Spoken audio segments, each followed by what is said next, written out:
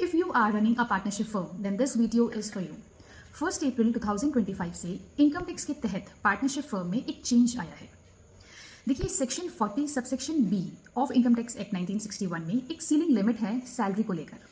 अगर इस ceiling limit से ऊपर कोई भी पार्टनरशिप फर्म अपने पार्टनर को सैलरी डिसबर्स करती है तो उस केस में उतना एक्सेस अमाउंट डिसअलाउ हो जाता है इनकम टैक्स रिटर्न फाइल करते समय।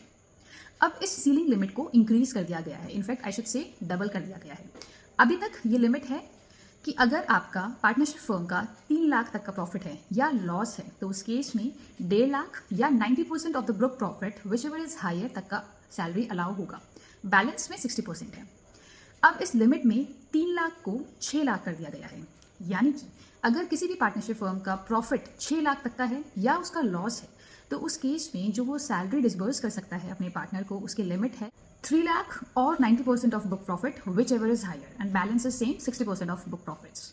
तो यहाँ पे 3 लाख की जगह 6 लाख और 1.5 लाख की जगह 3 लाख कर दिया गया। अब इसमें पार्टनरशिप फर्म में चेंज क्या आया? देखिए, पार्टनरशिप फर्म कितनी सैलरी देगा, क्या मेथड चूज करेगा, ये सब पार्टनरशिप डीड में लिखा होता है।